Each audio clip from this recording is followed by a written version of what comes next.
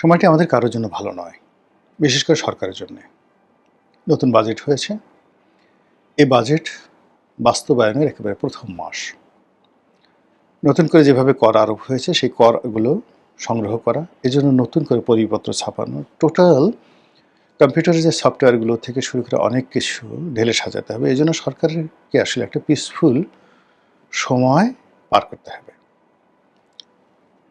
আপনারা যারা আয়কর দিতে চাচ্ছেন, গিয়ে দেখুন তারা আয়কর দিতে পারছে না। এর কারণ হলো যেভাবে নতুন ট্যাক্সেশন হয়েছে বাজেটের পরে, সে অনুযায়ী আগের যে আয়কর, সেই আয়করের যে স্ট্রাকচার অনলাইনে নেওয়া হতো সেটা দেওয়া যাচ্ছে না। আপনারা জানেন যে যারা বিদ্যুৎ বিল দিচ্ছেন সারা বাংলাদেশের, বিদ্যুতের প্রিপেড মিটার থেকে শুরু করে অন্যান্য মিটারে ভীষণ রকম গণ্ডগোল হচ্ছে। কোথাও বিল কম আসছে, কোথাও বেশি আসছে। এটি আসলে সরকারের কর্মকাণ্ডে মারাত্মক বিপত্তি তৈরি করে ফেলছে। এরপর সারা দেশে মুষলধারে বৃষ্টি হচ্ছে, বন্যা হচ্ছে বিস্তীর্ণ এলাকাতে। এই বন্যার আগে হাওর অঞ্চলে এই সরকার ক্ষমতা আসার সঙ্গে সঙ্গে পুরো ভাটি এলাকা, হাওর এবং বাওর অঞ্চলে তো সুনামগঞ্জ, কিশোরগঞ্জ, হবিগঞ্জ, নেত্রকোনা, এই বিস্তীর্ণ এলাকা জামালপুর যে হাওর অঞ্চল রয়েছে, যেটাকে হাওর এলাকা বলা হয়, এলাকার একটি ফসল সম্পূর্ণভাবে অন্তত 90% ড্যামেজ হয়ে গেছে।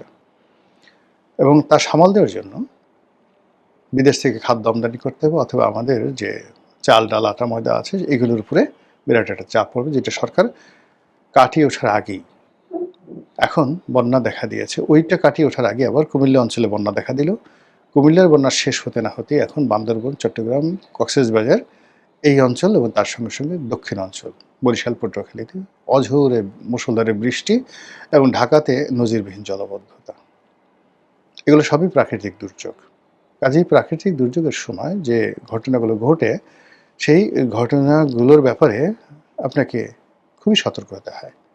স্বয়ং আল্লাহ রাসূল মুহাম্মদ রাসূলুল্লাহ সাল্লাল্লাহু আলাইহি ওয়াসাল্লাম বলেছেন, যখন তুমি দেখবে যে ফিতনা শুরু হয়ে গেছে, তখন এই ফিতনা থেকে বাঁচার জন্যে তুমি ঘরের মধ্যে থাকো, অর্থাৎ তোমার কর্ম সীমিত করো। এখন বাংলাদেশে যে কোনো কারণে হোক একটা ফিতনা শুরু হয়েছে।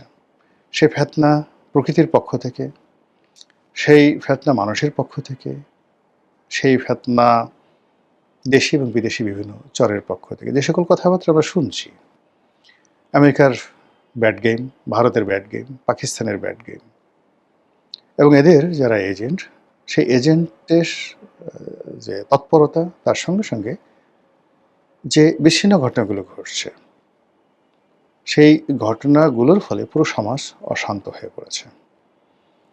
এই অশান্ত সমাজকে শান্ত করার জন্য সরকারের খুব জরুরি পদক্ষেপ নেওয়া প্রয়োজন।